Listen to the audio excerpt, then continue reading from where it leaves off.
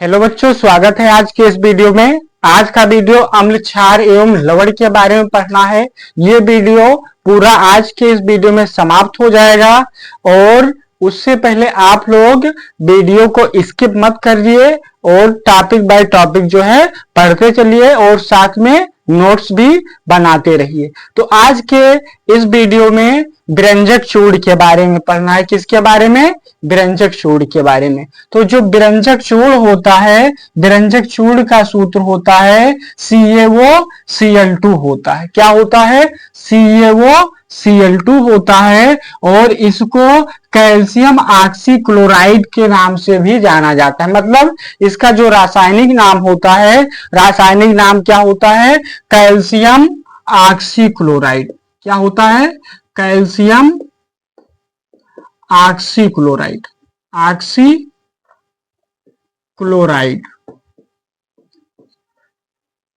यहां तक समझ में आया? मतलब इसका सूत्र CaOCl2 होता है और इसका रासायनिक नाम कैल्शियम ऑक्सीक्लोराइड होता है। अब इसको बनाया कैसे जाता है? मतलब जो लैब होते हैं, प्रयोगशाला होते हैं, जो व्यंजक चूर्ण है उसको कैसे बनाते हैं हम लोग, आइए पता करते हैं। तो बुझा हुआ चूना लिया जाता है और क्लोरीन लिया जाता है। बुझा हुआ चूना और क्लोरीन लेने के बाद में रिएक्शन कराते हैं, तो रिएक्शन कराने के बाद में व्यंजक चूर्ण प्राप्त होता है। मतलब कैल्शियम की संख्या 1 थी, हमने यहाँ पर Ca लिख दिया। ऑक्सीजन की संख्या 2 थी, मतलब यहाँ होल ट्वाइस लगा हुआ है, तो इसका मतलब ऑक्सीजन 2 और हाइड्रोजन भी क्या है? 2 है। तो यहाँ पर एक ऑक्सीजन हमने लिख दिया, Cl2 यहाँ पर आकर के ऐड हो गया, तो ये बन गया क्या? व्यंजक चूर्ण। बच क्या रहा? हाइड्रोजन 2 बचा, तो H2 लिख दिया। ऑक्सीजन 2 था, एक ऑक्सीजन यहाँ पर लिख दिया गया था, एक बच रहा था, तो एक वो यहाँ पर लिख दिया गया। अब ये क्या बन गया? जल बन गया। तो पॉइंट में आप लोगों को लिखना भी है। कैसे लिखना है? कि बुझे हुए चूने के साथ में क्लोरीन की अपक्रिया कराने पर व्यंजक चूर्ण प्राप्त होता है। अब उसके नेक्स्ट पॉइंट में आप लोगों को हेडिंग डालना है क्या? व्यंजक चूर्ण के गुण डालना है। तो ये जो व्यंजक चूर्ण होता है ये पीले रंग का होता है। कौन से रंग का? पीले रंग का। और 2 नंबर पॉइंट में आप लोगों को लिखना है कि जल में घोलने पर, मतलब जो व्यंजक चूर्ण है, व्यंजक चूर्ण को अगर जल में घोल रहे हैं तो इसका रंग क्या हो जाता है? दूधिया रंग हो जाता है। मतलब यहां पर लिख लीजिए, जल में घोलने पर इसका रंग दूधिया हो जाता है। दूधिया हो जाता है। फिर 3 नंबर पॉइंट में, मतलब इसको देखिए, व्यंजक चूर्ण का CaOCl2 हो गया। फिर उसके बाद में क्या किया? H2O लिया। H2O का सूत्र, यानी कि ये जल है, जल के साथ में हम लोग क्या करवा रहे हैं? रिएक्शन करवा रहे हैं। तब देखिए क्या प्राप्त होता है। Ca यहां पर था, तो Ca हमने लिख दिया। एक वो यहां पर, एक वो यहां पर, तो वो हो गया। H2 था, CaOH का होल ट्वाइस प्राप्त हुआ। तो ये क्या प्राप्त हुआ? व्यंजक यानी कि बुझा हुआ चूना। और ये जो Cl होता है, Cl का मतलब Cl2 कैल्शियम ऑक्सीक्लोराइड जो व्यंजक चूर्ण होता है, ये क्लोरीन का हो जाता है, अपघटित हो जाता है, अलग हो जाता है। तो ये इसका रंग क्या हो गया? दूधिया। कैल्शियम हाइपोक्लोराइड प्राप्त हुआ, तो इसका रंग क्या हो गया? दूधिया हो गया। मतलब इसको पॉइंट में, 3 नंबर पॉइंट में आप लोगों को लिखना भी है। अब उसके नेक्स्ट पॉइंट में आप लोगों को हेडिंग डालना है उपयोग। हेडिंग डाल दीजिए। क्या हेडिंग डालना है? उपयोग। 1 नंबर पॉइंट में क्या लिखना है? कि ये जीवाणु को नष्ट करते हैं। मतलब इसका उपयोग जीवाणु को नष्ट करने में किया जाता है। इसका उपयोग जीवाणु को नष्ट करने में किया जाता है। नष्ट करने में किया जाता है। फिर 2 नंबर पॉइंट में आप लोगों को लिखना है कि इसका उपयोग कागज कपड़ा आदि बनाने में किया जाता है, आदि बनाने में किया जाता है। मतलब ये जो व्यंजक चूर्ण होता है, व्यंजक चूर्ण का उपयोग हम लोग किसमें करते हैं? कागज, कपड़ा, ये सब बनाने में करते हैं। फिर तीसरे नंबर पॉइंट में आप लोगों को क्या लिखना है? जो वायुमंडल है, वायुमंडल में विषैली जो गैस होती है उसको दूर करने के लिए व्यंजक चूर्ण का उपयोग करते हैं। 3 नंबर पॉइंट में आप लोग हेडिंग डाल दीजिए, क्या डालना है? वायुमंडल से विषैली गैस को हटाने में इसका प्रयोग किया जाता है। वायु मंडल से विषैली गैस हटाने में इसका प्रयोग किया जाता है, प्रयोग किया जाता है। ये जो है व्यंजक चूर्ण, तो व्यंजक चूर्ण का टॉपिक आप लोगों का समाप्त हुआ। और नेक्स्ट पॉइंट में हेडिंग डालना है बेकिंग सोडा। क्या डालना है? बेकिंग सोडा या खाने का सोडा हेडिंग डालना है। तो हेडिंग डाल दीजिए बेकिंग सोडा या खाने का सोडा।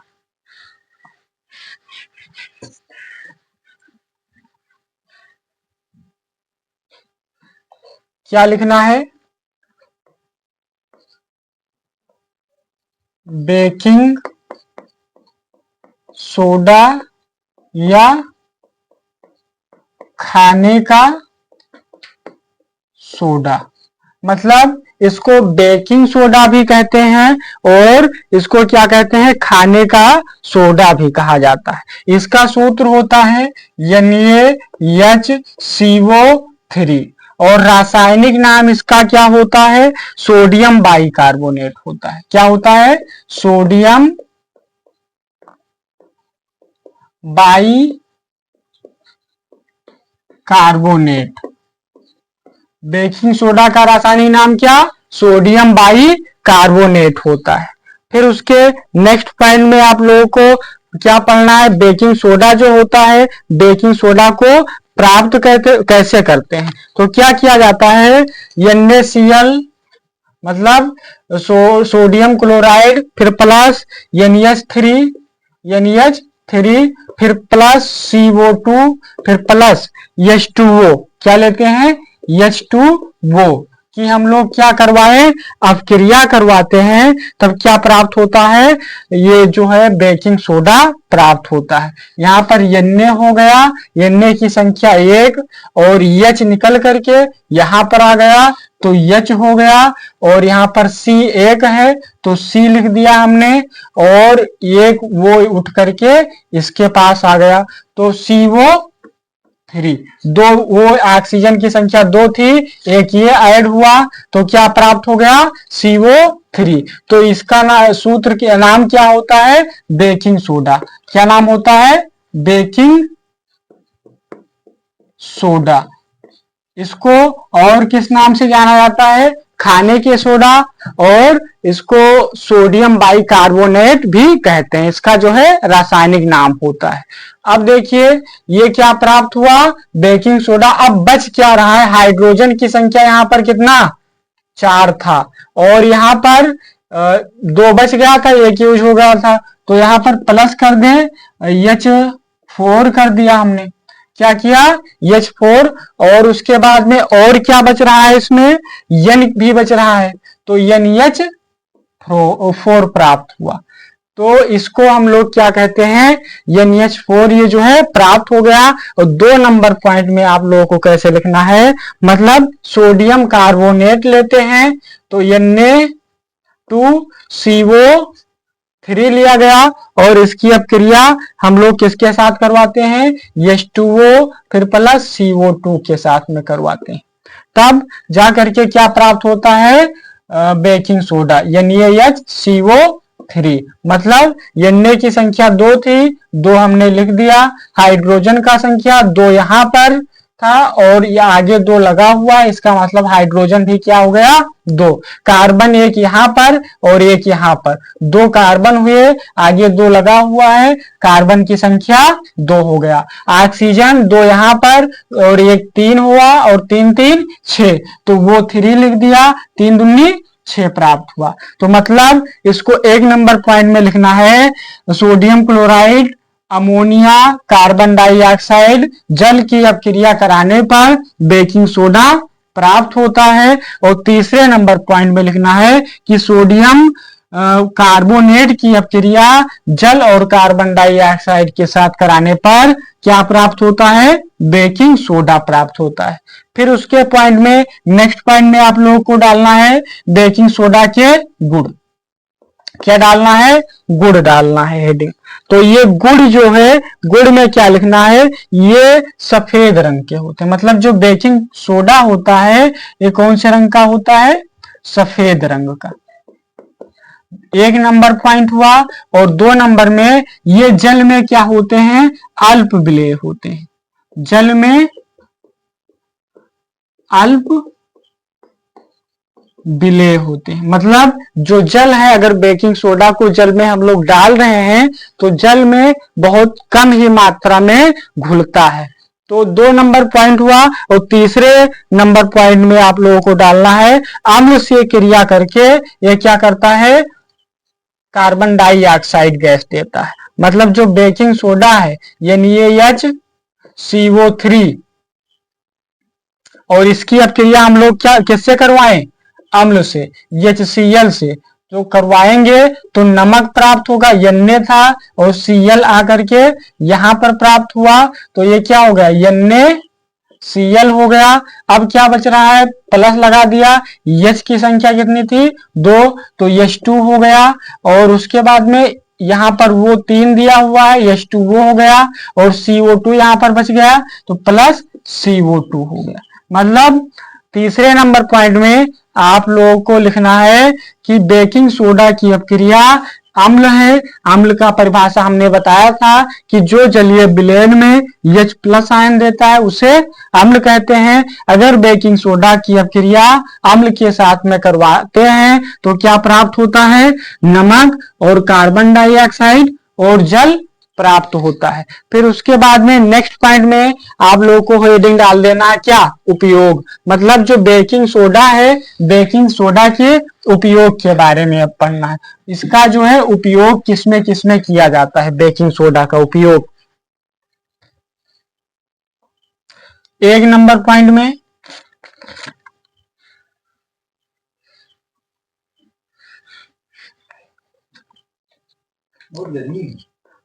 इसका उपयोग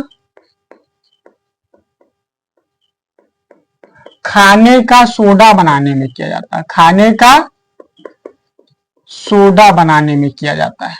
2 नंबर पॉइंट में आप लोगों को कैसे लिखना है कि इसका उपयोग जो है बेकिंग पाउडर बनाने में किया जाता है।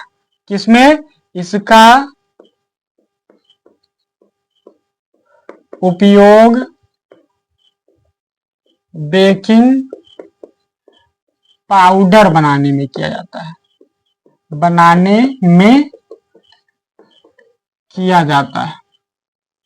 तीसरे नंबर पॉइंट में आप लोगों को क्या लिखना है कि दूध को खट्टा होने से बचाने में इसका प्रयोग किया जाता है। तीसरे नंबर में लिखना है दूध को खट्टा होने से बचाने में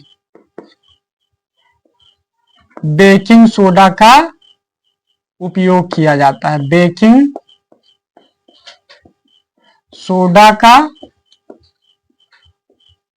उपयोग किया जाता है।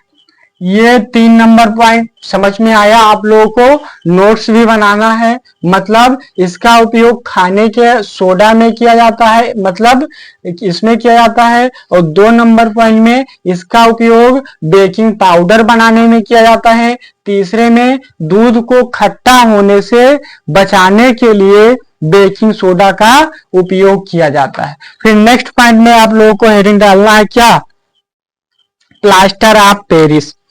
हेडिंग डाल दीजिए क्या, प्लास्टर ऑफ पेरिस।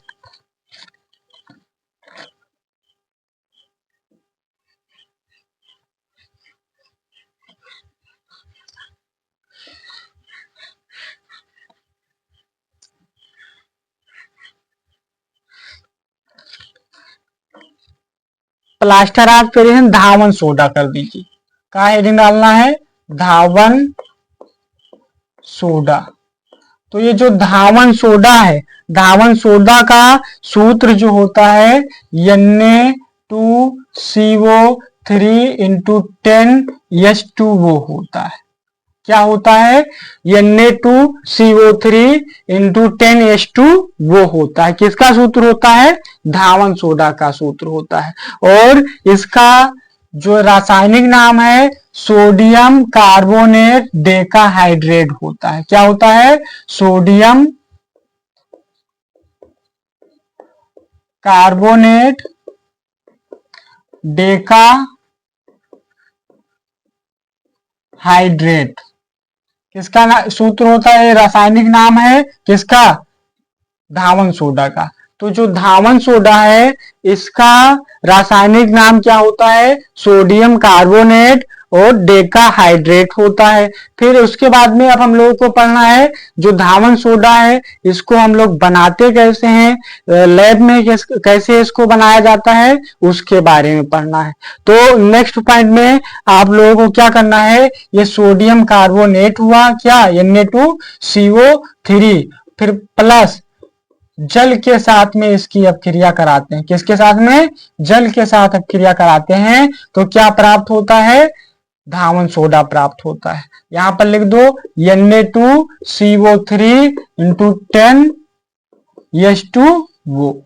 आप लोगों को पॉइंट में लिखना भी है, कैसे लिखना है कि सोडियम कार्बोनेट की अपक्रिया जल के साथ में कराने पर धावन सोडा प्राप्त होता है। फिर उसके बाद में अब क्या पढ़ना है, धावन सोडा प्राप्त करने की विधि पता चल गया। अब हेडिंग डालना है क्या, गुड़ हेडिंग डाल दीजिए।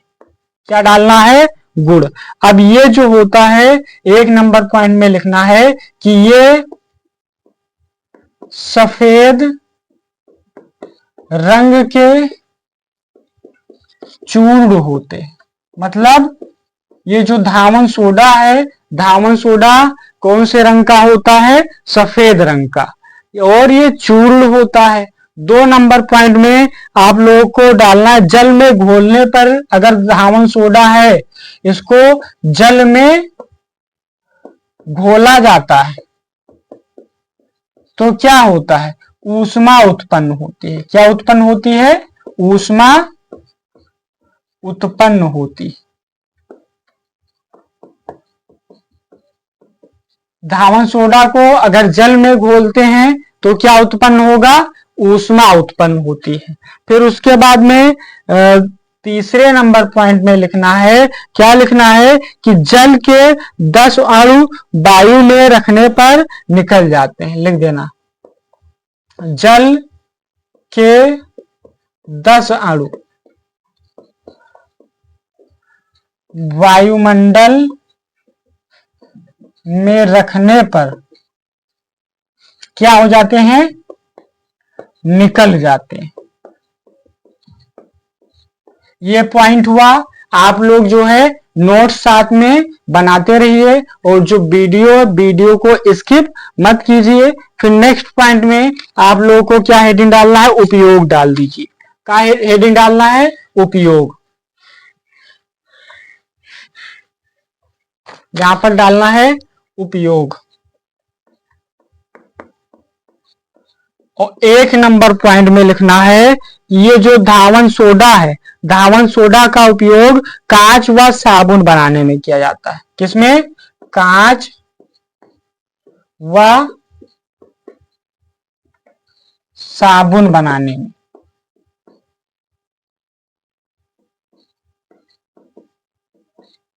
और 2 नंबर पॉइंट में लिखना है ये जो है धावन सोडा कागज कपड़ा उद्योग में भी इसका उपयोग किया जाता है। कागज व कपड़ा उद्योग में इसका उपयोग किया जाता है। फिर तीसरे नंबर पॉइंट में आप लोगों को लिखना है घरों की साफ सफाई में इसका उपयोग किया जाता है। किसमें? घरों की साफ सफाई में इसका उपयोग किया जाता है। अब ये जो धावन सोडा है, धावन सोडा समाप्त हुआ। अब एक लास्ट हेडिंग बच रही है जिसका नाम है plaster of Paris. Plaster of Paris पढ़ लीजिए। बस ये जो वीडियो है, तीसरा और दूसरा लेसन है अम्ल क्षार और लवण, ये समाप्त हो जाएगा। तो नेक्स्ट पॉइंट में आप लोगों को हेडिंग डालना है प्लास्टर ऑफ पेरिस। क्या हेडिंग डालना है? प्लास्टर ऑफ पेरिस हेडिंग डाल दीजिए। हेडिंग डालना है प्लास्टर ऑफ पेरिस। इसका शॉर्ट फॉर्म होता है POP, मतलब प्लास्टर ऑफ पेरिस। इसका सूत्र क्या होता है? CaSO4 हाफ H2 वो होता है। प्लास्टर ऑफ पेरिस का सूत्र क्या होता है? CaSO4 हाफ H2 वो होता है। इसका जो रासायनिक नाम है कैल्शियम सल्फेट अर्धहाइड्रेट होता है। रासायनिक नाम क्या? कैल्शियम सल्फेट अर्ध हाइड्रेट, ये जो है इसका रासायनिक नाम। मतलब जो प्लास्टर ऑफ पेरिस है, प्लास्टर ऑफ पेरिस का रासायनिक नाम क्या होता है? कैल्शियम सल्फेट अर्ध हाइड्रेट। अर्ध का मतलब आधा, आधा का मतलब क्या होता है? 1/2 H2O को अगर हम लोग इसका हम IUPAC कर रहे हैं तो इसको हम लोग क्या बोलेंगे? हाइड्रेट बोलेंगे। अब ये जो प्लास्टर ऑफ पेरिस है, प्लास्टर ऑफ पेरिस को जो है इसको बनाया कैसे जाता है? जो प्लास्टर ऑफ पेरिस है, प्लास्टर ऑफ पेरिस को हम लोग कैसे बनाएंगे, आइए उसके बारे में जो है पढ़ते हैं। ये जो कैल्शियम सल्फेट है, क्या? Calcium sulphate. कैल्शियम सल्फेट की अपक्रिया करवाते हैं CaSO4 2H2O। यहां पर हमने क्या किया? 2 अणु ले लिया और इसको हम लोग कितने 373 केल्विन ताप पर गर्म करने के बाद में इसका अगर रिएक्शन करवाएंगे तो रिएक्शन करवाने के बाद में प्लास्टर ऑफ पेरिस प्राप्त होता है 2H2O। और यहाँ पर देखिए जो जल का कितना अणु था 2 दूना 4, उसमें से कितना यूज हुआ? मतलब यहाँ पर 2 यूज हो गया। तो 2 यूज हुआ, 2 नहीं 1 यूज हुआ, बच कितना रहा? 4 था तो 1 यूज हो गया। तो यहाँ पर कितना बचेगा? 3 बचेगा। तो 3H2O ये क्या प्राप्त हुआ? POP, मतलब प्लास्टर ऑफ पेरिस। तो इसको रिएक्शन में भी आप लोगों को पॉइंट में कैसे लिखना है कि कैल्शियम सल्फेट को 273 केल्विन ताप पर क्या कराते हैं? रिएक्शन करवाते हैं, अपक्रिया करवाते हैं, तो क्या प्राप्त होता है? Plaster of Paris. इसको जिप्सन भी कहते हैं। क्या कहते हैं? जिप्सन। मतलब इसको पॉइंट में लिखना है कि जिप्सन को 373 केल्विन ताप पर गर्म करने पर प्लास्टर ऑफ पेरिस प्राप्त होता है। लिख लीजिए, क्या? जिप्सन को 373 केल्विन ताप पर गर्म करने पर क्या प्राप्त होता है? POP प्राप्त होता है। फिर नेक्स्ट पॉइंट में आप लोगों को हेडिंग का डालना है गुड हेडिंग डालना। हेडिंग डाल दीजिए, क्या? गुड।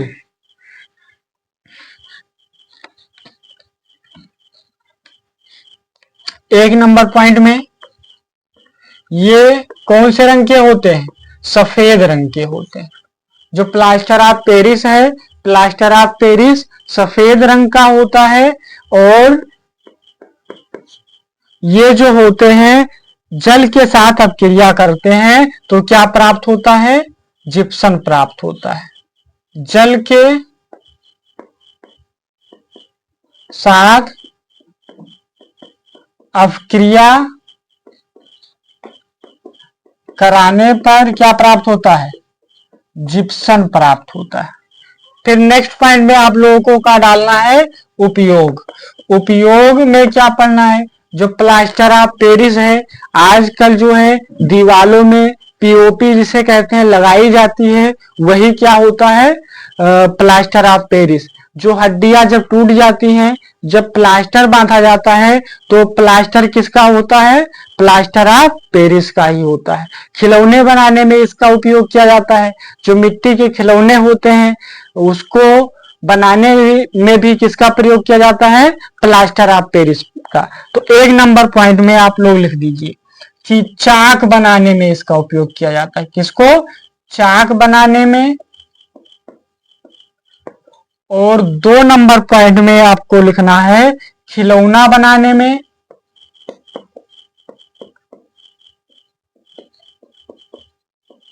और तीसरे नंबर पॉइंट में लिखना है मकान की दीवारों को क्या किया? चिकना बनाने में इसका प्रयोग किया जाता है। किसको? मकान की दीवारों को चिकना बनाने में इसका उपयोग किया जाता है। और 4 नंबर पॉइंट में इसका उपयोग किसमें किया जाता है? हड्डियां जब टूट जाती हैं तो उसका जो प्लास्टर बांधा जाता है उसमें जो है प्लास्टर ऑफ पेरिस का उपयोग किया जाता है। 4 नंबर पॉइंट में बोल रहे हैं, आप लोग लिख लीजिए कैसे लिखना है कि टूटी हुई हड्डियों को जोड़ने में प्लास्टर ऑफ पेरिस का उपयोग किया जाता है। तो आज का ये जो लेसन है अम्ल क्षार एवं लवण समाप्त हुआ। अगर इससे पहले आप लोग हमारे चैनल पर नए आए हो तो इस चैनल को सब्सक्राइब करिए, लाइक करिए और कमेंट करके बताएं कि हमारा वीडियो कैसा लगा। धन्यवाद।